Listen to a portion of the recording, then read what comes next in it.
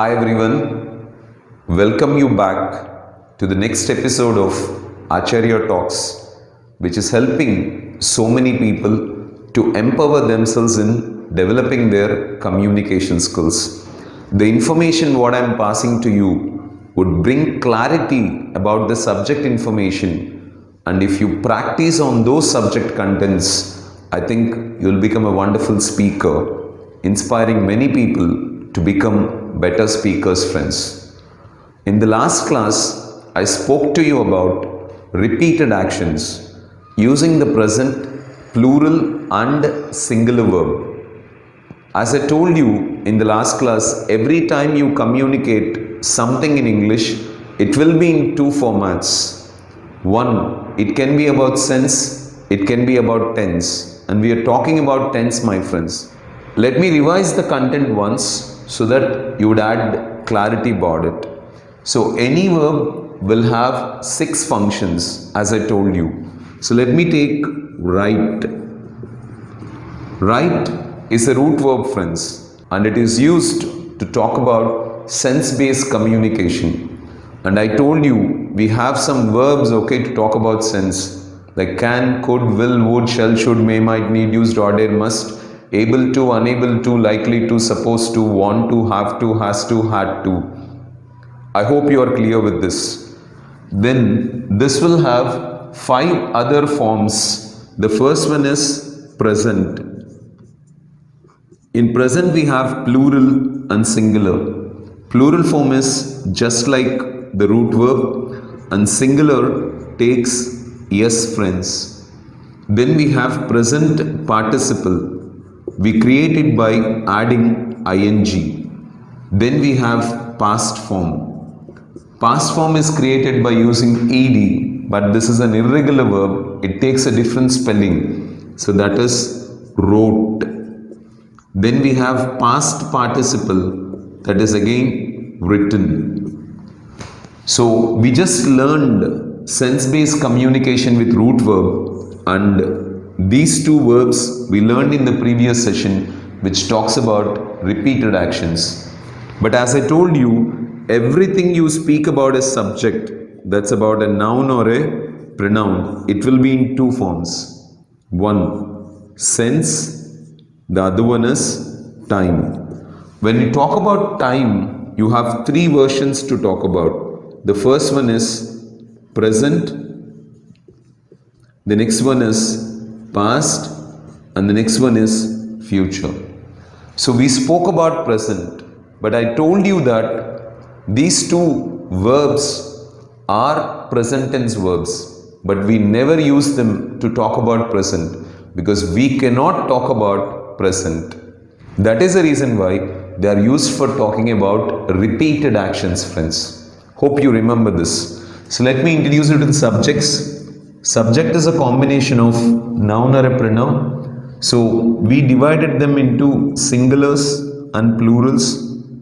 Singular we have I, you, he, she, it.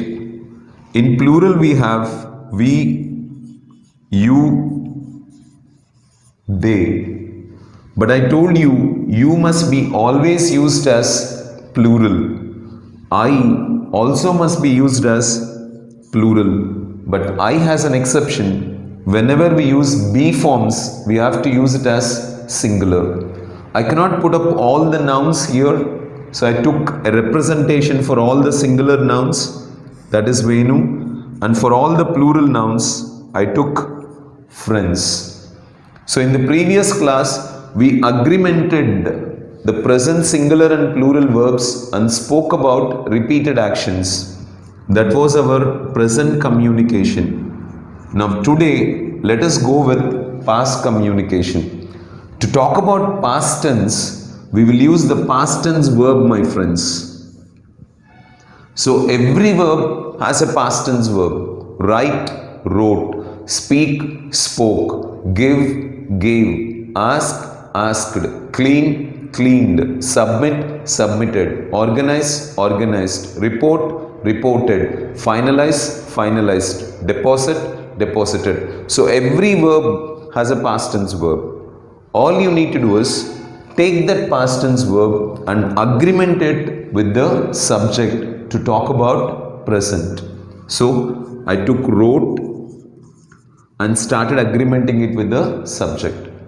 So atanu rasadu, he wrote. Ame rasindi, she wrote. Vallu rasaru, they wrote. My friends rasaru, my friends wrote. Now you can take any verb which is in the past form, agreement it with the subject and talk about past tense, friends. That's it. It's a simple usage.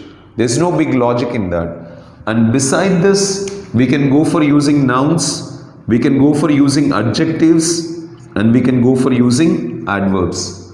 For example, I wrote a letter. I wrote a beautiful letter.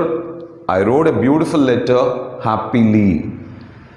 I wrote a beautiful letter happily in the morning. I wrote a beautiful letter happily in the morning in my bedroom. So hope you are understanding this, friends. How you use nouns, adjectives and adverbs in object place. So what you can do now is take a list of past tense verbs, agreement it with the subject, practice it and try to convert that into simple conversations. You can talk about what you have done completely yesterday, how you celebrated your birthday, and how New Year was celebrated. What did you do in the last vacation? You can even talk about a train journey. You can talk about a famous place that you visited. That gives you a wonderful practice to talk about past tense. But remember, my friends, when you're talking about past actions, one area needs focus. That is, you must be clear with irregular verbs, which are not taking ed in their past form. Because irregular verbs will have a different spelling. If you're not clear about that irregular verbs, then that may create some trouble. You may make some mistakes. So check yourself, learn all the irregular verbs, see that past tense verb will be agreemented with the subject and happily talk about finished actions, an action that is completed, friends. Using these two verbs, we learn to talk about repeated actions. And I told you singular verb always goes with singular subject, plural verb always goes with plural subject. So he writes, I write. He writes means malli malli rastadu. I write means nenu malli malli rastanu. This is the first action we learned. Second, atan rasadu, he wrote. Venu spoke, Venu matladadu. My friends learned English, నేర్చుకున్నారు. We watched the video, మేము వీడియోని watch చేసాం. Take the past tense verb, agreement it with the subject and communicate the past, my friends. Keep watching the series. Subscribe if you have not subscribed yet. Share it to everyone you know and make this program a success, helping as many people as you know, friends. Thank you so much. Keep going. All the best.